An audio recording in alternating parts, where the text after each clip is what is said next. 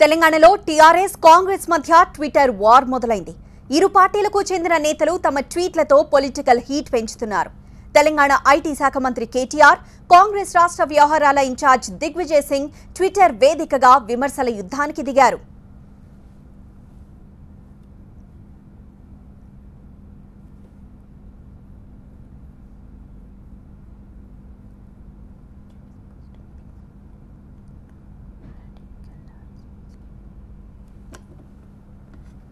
తెలంగాణ పోలీసులు నకిలీ ISIS website తయారు చేసి యువతను రెచ్చగొడుతున్నారని తన ట్విట్టర్ అకౌంట్లో దిగ్విజయ్ విమర్శలు గుప్పించారు. యువతను రెచ్చగొట్టాలని పోలీసులకు కేటీఆర్ అధికారం ఇచ్చారా అంటూ ప్రశ్నించారు. అలా అయితే కేటీఆర్ దీనికి బాధ్యత వహించి పదవికి రాజీనామా చేయాలని డిమాండ్ చేశారు. లేకపోతే విచారణ జరిపించి బాధ్యులపై చర్యలు తీసుకోవాలని డిక్కీ రాజా తన ట్విట్టర్ ఖాతాలో ట్వీట్ చేశాడు.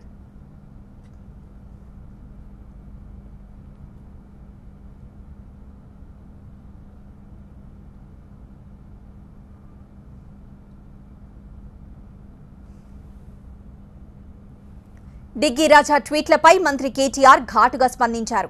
ఒక రాష్ట్రానికి ముఖ్యమంత్రిగా సేవలందించిన వ్యక్తిగా ఇలాంటి బాధ్యతారహితంగా వ్యాఖ్యలు చేయడం తగదనన్నారాయన. దిగ్విజయ్ సింగ్ తన వ్యాఖ్యలను బేషరతుగా ఉపసంహరించుకోవాలని డిమాండ్ చేశారాయన. లేదంటే చేసిన ఆరోపణలకు ఆధారాలు చూపించాలని కేటీఆర్ ట్వీట్ చేశారు.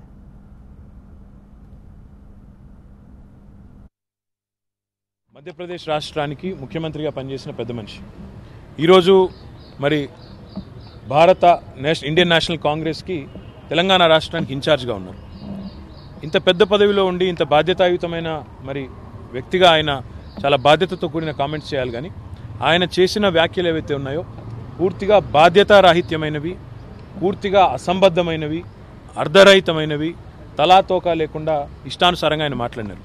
దీన్ని తీవ్రంగా గర్హిస్తూ ఖండిస్తూ పోలీసుల నైతిక స్థైర్యాన్ని దెబ్బతీసే విధంగా వారు ఏ మాటలైతే మాట్లాడినారో దాన్ని బేషరతుగా ఉపసంహరించుకోవాలని, క్షమాపణ చెప్పాలని, డెఫినెట్గా లేని పక్షంలో మాత్రం మరి తెలంగాణ ప్రభుత్వం కూడా తన స్థాయిలో తాను స్పందించాల్సి వస్తుందని చెప్పి కూడా మరి దిగ్విజయ్ సింగ్ గారికి విజ్ఞప్తి చేస్తూ డిమాండ్ చేస్తూ ఇది మంచిది కాదు. ఎందుకంటే రాజకీయాల్లో ఒక పార్టీ ఇంకో పార్టీని అనడం, ఒక నాయకుడు ఇంకో నాయకుడిని అనడం సహజం. కానీ ఈ రకంగా పోలీస్ యంత్రాంగానికి సంబంధించి కానీ ఇదివరకు ఆయన ఇది మొట్టమొదటిసారి కూడా కాదు దిగ్విజయ్ సింగ్కి. ఇదివరకు భారత సైనికులను ఉద్దేశించి ఇండియన్ ఆర్మీని సంబంధించి కూడా అడ్డగోలుగా మాట్లాడినారు. ఇప్పుడు తెలంగాణ పోలీస్ మొత్తం భారతదేశంలోనే అద్భుతంగా పర్ఫామ్ చేస్తున్న పోలీస్. భారతదేశంలోని ఇతర రాష్ట్రాలకు ఆదర్శంగా తెలంగాణ పోలీస్ ఉందని స్వయంగా భారత హోంమంత్రి గారు రాజ్నాథ్ సింగ్ గారు చెప్పారు.